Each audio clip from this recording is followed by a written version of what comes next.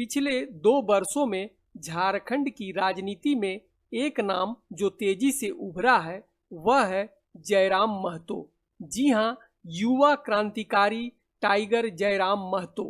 युवाओं का एक बड़ा वर्ग जयराम महतो का दीवाना है, जो जयराम महतो के बारे में बहुत कुछ जानना चाहता है, खासकर उनके पिछले जीवन के बारे में, उनके संघर्ष के बारे में, उनका बचपन कैसे और कहां बीता। आज जयराम महतो अपने उन सभी समर्थकों से रूबरू होकर उन्हें अपना पुराना घर दिखा रहे हैं, जहां उन्होंने अपना बचपन बिताया। अपने बचपन की यादों को फिर से ताज़ा करने के लिए जयराम महतो अपने पुराने घर में पहुंचे और अपनी बचपन की यादों को लेकर काफ़ी भावुक हो गए। जोहार, जय झारखंड। व्यक्ति रहे या ना रहे, उनकी यादें रहनी चाहिए। यादों के क्रम में आज जैसा कि सभी जानते हैं 3 महीना से हम अपने जो मेरा पैतृक आवास है, मेरे पूर्वजों का घर, दादाजी पिताजी, वहाँ छोड़कर मैं अपने मामा घर जो नाना नानी का आवास होता है वहाँ निवास कर रहा हूँ। तो आज कुछ यादें ही अब पुरानी बची हैं। बाकी समय के साथ कैसे इंसान भी परिवर्तन होता है, इंसान के रहने के तौर तरीके बदलते हैं, वह चीज़ें भी आज देखने को मिल रही है। ऐसे चैनल वालों के माध्यम से आपको मेरे परिवार, मेरा गांव, उसकी जानकारी मिली होगी, लेकिन वास्तविकता यह है कि मेरा जन्म मेरे घर पे नहीं, अभी तो मेरे मामा घर में हुआ है और यही मेरा बचपन बीता है। और आज जो मेरी शैली है, चाहे बात करने की या मेरे एजुकेशन की, ये सारा योगदान मेरे इस माटी का है। इसी माटी में मेरा परवरिश हुआ है। ये आंगन, ये लोकेशन आप देख सकते हैं। ये आंगन, चारों तरफ मिट्टी के मकान, और झारखंड का मतलब ये मिट्टी के मकान। ये चारों तरफ लोकेशन, छोटा सा आंगन, आप ये लोकेशन को देख सकते हैं।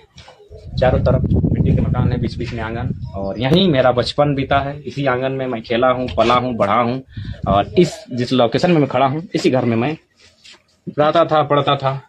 और एक छोटा सा परिवार, हालांकि अभी भी परिवार के सदस्य हैं, लेकिन अभी दूसरे घर में जा चुके हैं और नाना नानी दुनिया में नहीं रहे, उनके पिताजी माताजी भी दुनिया में नहीं रहे, छोटी नानी है। और मैं बार बार आपको अपनी वीडियो में जिक्र करता हूँ एक बात का, आपने नोटिस किया होगा कान्हा के संबंध में कि कटवरा कान्हा करेगा लड़की, तो नानी इसी घर में गाली देती थी। यही मेरा एंट्री होता था, आगे यहीं खाना मांगते थे और नानी इसी घर में घुसते भी नहीं थे और गाली स्टार्ट होता था, जो मैं बार बार अपने वीडियो में कहता हूँ, कटवरा कान्हा करेगा लड़की। तो मैंने पूछा कि भाई कान्हा का मतलब क्या है, कान्हा के माने की लगो बुझा। नानी ने नहीं बताया। उनके जो ससुर जी थे, यानी मेरे नाना के पिताजी, वे उस घर में रहते थे। आप लोकेशन को देख सकते हैं। उस घर में वे रहते थे। उन्होंने यहीं पे खाट को यहीं बिछाया, इसी जगह पर खाटी आप समझ रहे, खाटी, उस खाटी को यहीं पर बिछाया और उन्होंने बताया कि कान्हा का क्या मीनिंग होता है।